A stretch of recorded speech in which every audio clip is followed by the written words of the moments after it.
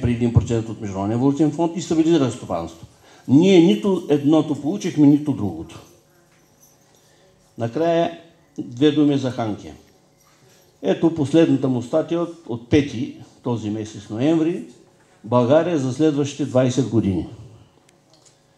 Ханке е голям играч според мен и тъй като вчера имах една среща с Ренета Инжова, шефката на статистиката и бивш министър-председател, говорихме дълго по този въпрос. Той споделил, че главният проблем на България е била корупцията и борда в политически план бил поставен и рекламиран от него само заради справянето с корупцията по модела на Сингапур. Не може да се приложи модела на Сингапур в България, защото е невъзможно да има такива присъди, каквито в Сингапур има. И второ, ако ние не осъзнаеме, че рекламата на Ханке в този му вариант и модел е пагубна за страната, много по-зле ще се чувстваме като държава през март. Благодаря ви за вниманието. Ако не възразявате, да дадем възможност на гостите да реагират на тези кратки интервенции. След това ще имаме още малко време за въпроси от колегите, които дойдоха тук и си направиха труда в събота да стоят повече от 2 часа. Maybe we'll decide who will reply first. I'll do the same order, or do you want to go first? Sure, go ahead.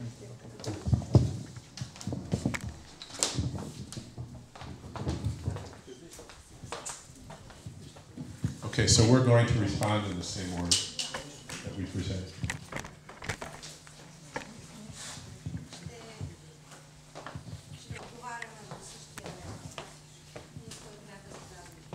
So the first question is, how do you exit the currency board?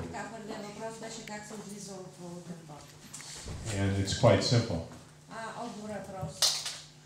You simply announce that it's been suspended. However, that alone is not going to help your economy. The problem with the economy is unemployment. Running at maybe half your actual capacity as a nation.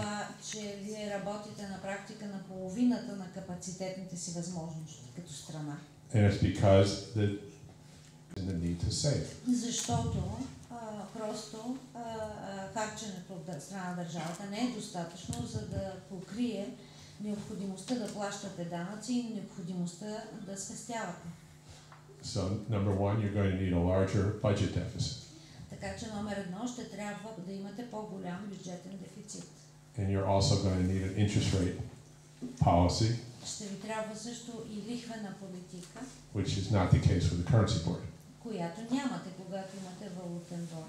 That's going to mean some combination of spending increases and tax cuts depending on the politics. Което ще означава някаква комбинация от покачване на бюджетните разходи и намаляване на данъците в зависимост от политиката. You have to make a political decision as to what's the appropriate size for government. Тоест, вие трябва да направите политическо решение, какво ще бъде подходящо като решение предвид на това колко голяма държава искате да имате. You have to adequately provision the legal system, the public health system. Също така трябва да направите адекватното осигуряване със средства на системата, съдебната система, здравната система и така нататък. These are all political decisions as to appropriate size. Това са политически решения и определят размера на държава. Everyone else will be employed in the private sector. Всички останали просто ще трябва да работят в частния сектор. So you can have more public sector and less private sector, or any ratio you wish to determine politically. И така, политически трябва да прецените какво съотношение да имат държавния и частния сектор, кой да бъде по-голям. The real cost of the public sector is that the people working in the private sector have to provision it. Но реално разходът, който ще бъде в публичния сектор, ще трябва да се покрие от това, което се заработва в частния сектор. The benefits of the public sector are all the public services. А ползата, която се получава от наличието на публичен сектор, са публичните услуги. And all the efficiencies gained by having the proper incentives in place. И съответно всички ефекти на ефективност, които получавате от това, че имате добре функциониращ публичен сектор. Once that decision is made, then you provision the public sector. И след като прецените какво е това съотношение, вземете решението, то тогава ще трябва да го осигурите със средства от частния сектор. Then you have to help the unemployed get private sector jobs. И ще трябва да помогнете на безработните да се намерят работа в частния сектор. There's going to be a massive transition from unemployment to private sector. Ще има един голям преход от безработица към работа в частния сектор. That's because once the deficit's at the right size, защото когато дефицитът намери размера, който е подходящ за икономиката, people have money to spend and business starts doing very well. Хората имат пари, с които да разполагат, да ги харчат и фирмите започват да печелят добре. Business is going to want to hire everyone who's unemployed. Тогава бизнесът ще иска да наеме нови служители и работници, тези хора, които досега не са били на работа. When the deficit's at the right size. Когато дефицитът е толкова голям, колкото е подходящо. The problem is business finds it very difficult to hire people who've been unemployed.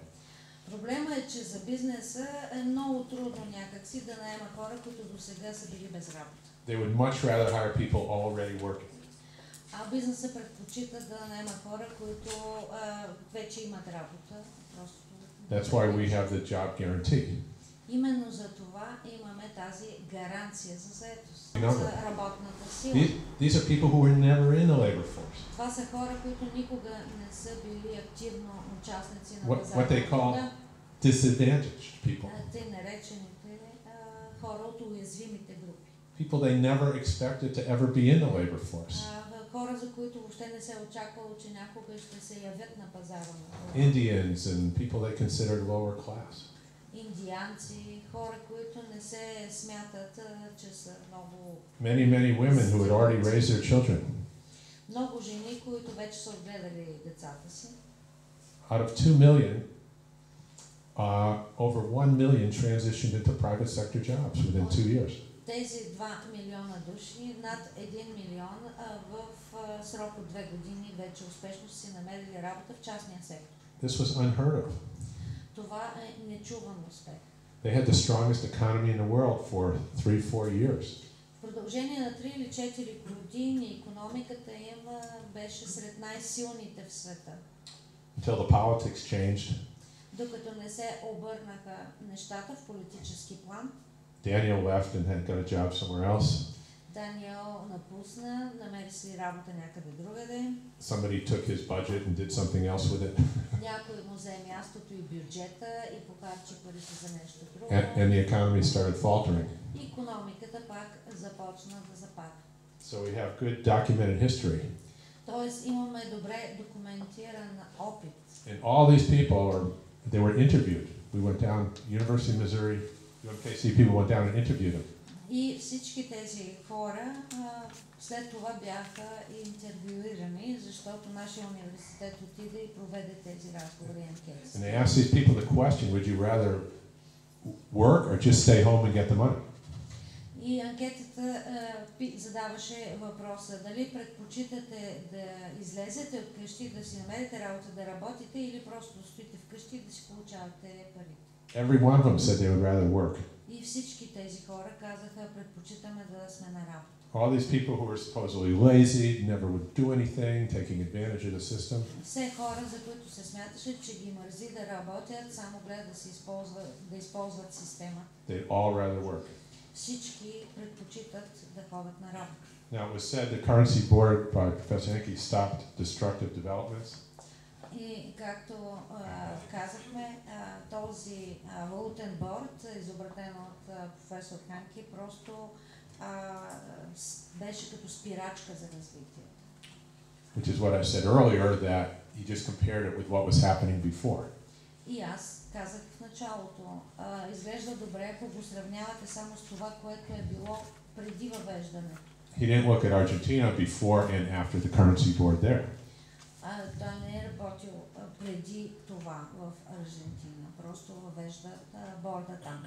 So while he could say the currency board was better than what was there before, И затова, макар да може да заяви, че с въвеждането на валутния борд нещата са по-добри, отколкото са били преди въвеждането му. what came afterwards was far better until Daniel left than anything they ever had with the currency board. След валутния борд, след спирането му, нещата бяха много по-добре до момента, когато Даниел обаче също напусна и нещата пак се обърнаха. Now, what model do you use? You have to use the UK model for the European Union. Какъв модел да се използва? Трябва да ползвате модела на Обединеното кралство по отношение на еврото и Европейския съюз. They're members of the EU, but they have their own currency. Защото Обединеното кралство е член на Европейския съюз, но запазва собствената си валута. But you want to have the right size deficit for full employment, not like the UK. Но за разлика от Обединеното кралство, бюджетният дефицит трябва да бъде такъв, какъвто трябва да бъде, за да има пълна заетост. If you go to your own currency like the UK and you try to balance a budget like the UK, you'll get high unemployment like the UK. Защото ако искате да запазите собствена валута, както прави Обединеното кралство, но искате да управлявате дефицита си така, както прави Обединеното кралство в момента, ще получите в резултат по нарастване на безработицата, както се случва в момента в Обединеното кралство. By the way, the peso was very strong at the time. It was an appreciating currency. Между другото, на времето песото в Аржентина беше с много добър обменен курс. Това беше нещо, което се покачваше стойността. They did have 9 or 10% inflation. Имаха 9-10% инфлация наистина. But it did not interfere with their prosperity. They had high prosperity with prices going up 10% a year. Но това не влечеше след себе си влошаване на нивото на благосъстоянието. Те имаха добър жизнен стандарт с цени, които се покачваха 9 или 10%. And a good part of that was because the currency had fallen more than it should have after the blood in the streets problem. That caused your currency to drop more than it should have. Една от причините за това беше, че след кървавите сблъсъци по улиците, валутата се бе обезценила повече, отколкото би трябвало да се обезцени. So the price increases were more of a one-time adjustment than actual inflation. Така че нарастването в цените по-скоро представляваха една корекция във валутния курс, еднократна, а не толкова инфлация. Inflation is a continuous, by definition, a continuous self-sustaining thing that you can't do anything about. Защото инфлацията по дефиниция представлява нещо, което непрекъснато нараства, то си съществува и не можеш да направиш нищо да го спреш. To the next question, the problem with the currency board is it doesn't allow the budget deficit to be high enough. За следващия въпрос, проблема е, че валутният борд не позволява достатъчно висок бюджетен дефицит. The reason is because if you try to increase your deficits, you're subject to market discipline and higher interest rates. Причината е, че ако увеличите бюджетния дефицит твърде много, пазарът се разочарова и ви наказва със съответните лихви. So you can't run high enough deficits even if you want to. Така че дори да искате, не можете да вдигнете дефицита колкото ви си иска. You'll immediately turn into Greece. Или веднага ще се превърнете в Гърция. I have a paper on this on my website called Full Employment and Exchange Rate Policy and Price Stability, which is translated into Bulgarian. Имам на моя сайт една статия по този въпрос. Once you have your own currency, you're like Japan. Преведена на български. Ако имате собствена валута, ставате като Япония. And the United States. И Съединените щати. And that Japan has the highest deficits in the world. В смисъл, Япония има сред най-високите нива на бюджетния дефицит в света. And the lowest interest rates. И най-ниските лихвени нива. And their deficits aren't high enough, and they've been trying to get them up recently with the new Abenomics. Дефицитът им не е достатъчно висок и те се опитват да го вдигнат напоследък. And their 10-year bond is at 0.6%. Interest rates are zero. На практика лихвите са 0, защото иначе са вървят назад 0,6. Because the government has decided to set them there. Защото така е решило правителството да стоят на това ниво. You can't earn interest on my cards unless I decide to pay it. It's just. Вие не можете да спечелите никаква лихва, бидейки притежател на моята визитка, освен ако аз не реша, че ще печелите лихва. Unless you want to take risk and lend it to somebody else. Освен ако не искате да поемете вие риска и да дадете заем под формата на визитка. But you know there's no risk lending them to me. I can always pay them back, right? Но знаете, че няма риск, ако ми ги дадете на мен на заем, защото аз не ги мога да ги платя, защото това си мои визитки. So part of the exit strategy is to maintain a zero interest rate policy like Japan, like the United States. И така, част от отговора за това как се излиза от валутния борд е да се поддържа политика на нулеви лихвени нива, както прави Япония и Съединените щати. Which has generated zero inflation in Japan for 20 years. В продължение на 20 години тази политика води до нулева инфлация в Япония. Through every imaginable crisis. И така минават през всякакъв род кризи, които може да си представите. Okay. As far as the exchange rate goes, I think if you do this, it'll be reasonably strong. Що се отнася до валутния курс, мисля, че ако направите това, така в разумни граници ще остане валутата силна. If you look at wages here compared to wages in the rest of Europe, Ако погледнете нивата на заплащането за тук и го сравните с другаде в Европа, it seems to me if you come in one-to-one with the euro, мисля, че ако стигнете до съотношение 1:1 с Европа, с еврото, когато излизате от борда, you'll be dealing with currency appreciation and not depreciation, just on purchasing power parity. имате на практика покачване на стойността на вашата валута, а не обезценяване. But if there is an adjustment, it'll be a one-time adjustment. Заради паритета в покупателната способност, ако се налагат корекции, те ще бъдат само еднократни. I didn't know about Romania, but you may wind up with 7 to 12% deficits. It really doesn't matter. Аз не знаех примера с Румъния, но може да се получи, че имате 7 или до 12% бюджетен дефицит, но това всъщност няма значение. The value will be set at the margin of 400 lev a month that you're paying for the transition job. That'll be the marginal cost of labor in the country. Пределният разход ще е равен на тази заплата 400 лева на месец, или колкото определите за преходният заплата. That'll give you the same internal stability as this buckaroo did for the University of Missouri. Това ще е стойността. По същия начин ще имате вътрешно присъща стойност, каквато ние сме свързали с тази измислена валута Бакаро, свързвайки я с един час студентски. As for corruption, Що се отнася до корупция? corruption comes from several sources. One is the financial sector. Корупцията има няколко източника, един от които е финансовият сектор. With a zero rate policy, you don't need government bonds. Ако имате политика на нулеви лихвени нива, няма нужда от държавни облигации. The deficit spending just sits as cash balances at the central bank that don't pay interest. Защото всъщност дефицита какво означава? Води се само на сметката на държавата, Централната банка, но по този дълг не се плаща ли. Bonds are just alternative balances at the central bank. Облигациите, те са просто алтернативни наличности, които се водят в Централната банка. They would serve no public purpose, and so there would be no reason to offer them. Няма някаква цел, която те да удовлетворяват в социален план, т.е. просто няма да има нужда от тях. It's all part of the zero interest rate policy, again, like Japan. Това е отново част от политиката на нулеви лихви и отново за пример давам Япония. Eliminating government bonds eliminates the financing of a lot of corruption.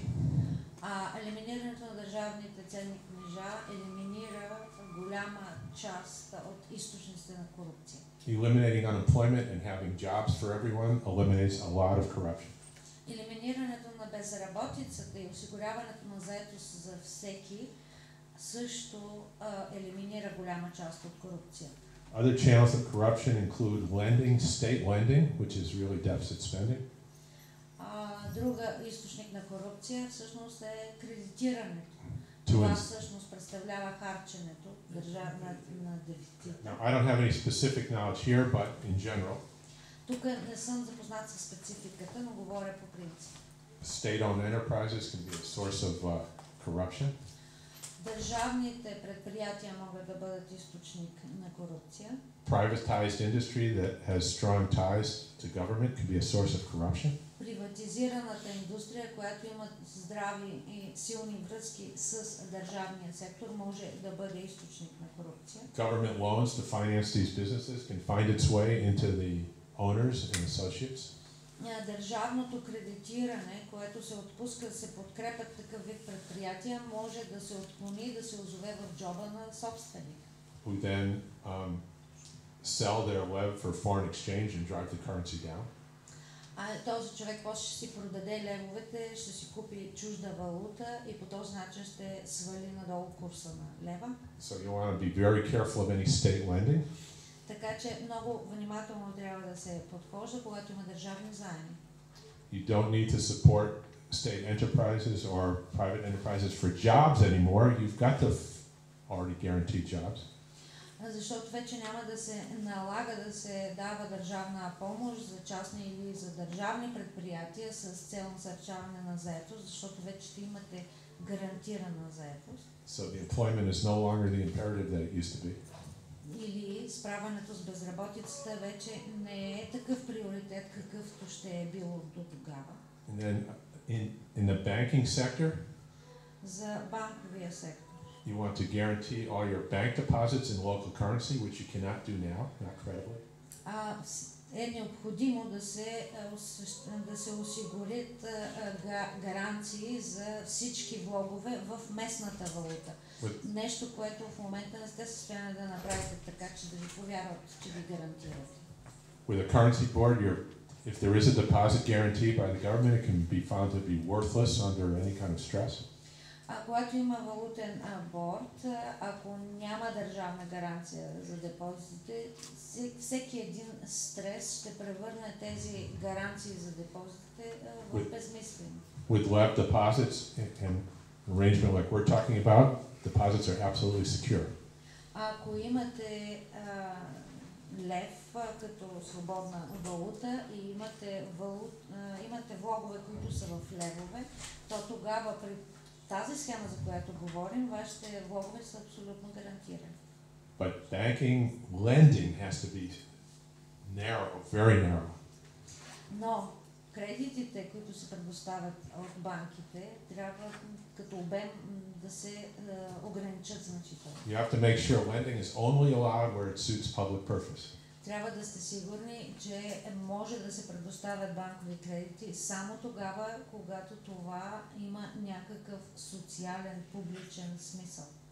Banks cannot lend against financial assets. That's just financial leverage. There's no public purpose behind that. Банките да нямат възможност да предоставят кредити обезпечени с други финансови активи, защото това не служи за някаква социална обществена цел. Това просто е финансов леверидж. You specifically decide what lending suits public purpose, maybe car loans, home loans, that type of thing. Трябва изрично да се реши какъв вид кредитиране е добро за обществото или служи за някаква обществена цел. Примерно, кредити за автомобили, кредити за закупуване на жилища. And that's all your banks are allowed to do. И тези неща да бъдат позволени и всички банки да могат да правят само това. Otherwise, the lending leaks out into the foreign exchange markets and can destroy your currency. Иначе кредитният ресурс изтича на международните пазари и срива вашата валута. Private sector can lend to anybody they want. Частният сектор той да дава кредити на когото иска. If they lose their money. Ако загуби, той губи собствени пари. But guaranteed bank deposits, no. Но гарантирани банкови депозити не. That's public money. Това са пари на обществото. Thank you. Благодаря.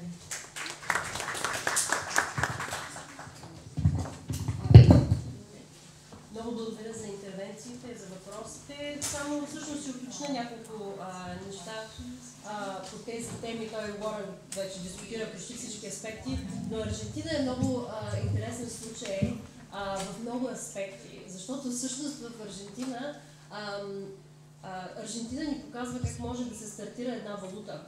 По време на валутния борд, когато провинциите и местните власти нямаха достатъчно финансови ресурси да покрият всичките си задължения, тогава те всъщност издаваха собствена валута. На тях, те имат конституционално право на тях, нали, това да го направят. В щатите това не е възможно, в други. Зависи от институционалните аспекти на валутния режим. Обаче в Аржентина провинциите си издадаха собствена валута. Това са патаконес, които всъщност провинциите казаха, че хората могат да ги използват да си плащат данъците към местните власти и да си плащат сметките по вода, ток, задължени сметки. Всъщност, колкото и да беше нова валутата и хората да нямаха доверие в валутата, тя просто се използваше навсякъде. И дори в магазините не се виждаха тези обяви. Приемаме патаконес.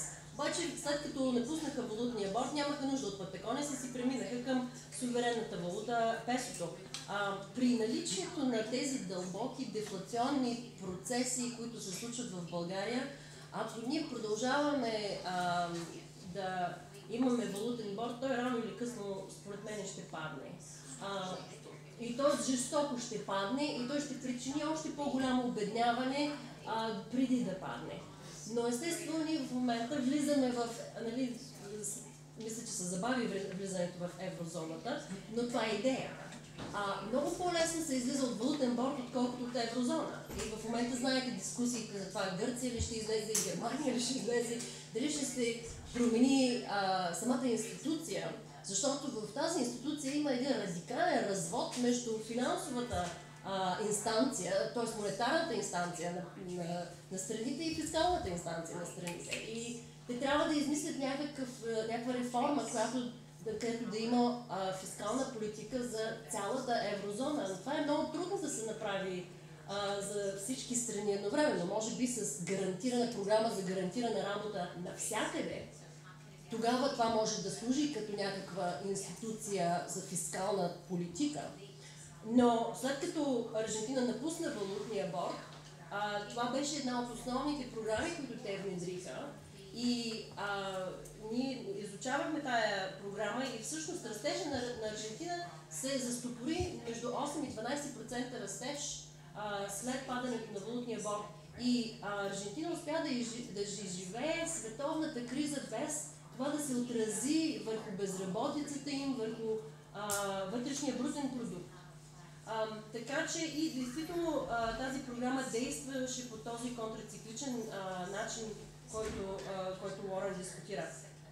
Аз през октомври бях в Еквадор и преподавах на тема модерната монетарна теория и се срещнах с много хора от правителството. Еквадор е доларизирана страна. И на тях им е пределно ясно, че те имат проблеми с доларизацията. И единственият начин, по който те си оправят финансовите баланси е с износа на нефт. Ние нямаме нефтови залежи в страната, но все пак това е така или не, това са залежи, това са ресурси, които не се използват в Еквадор, те се използват в чужбина.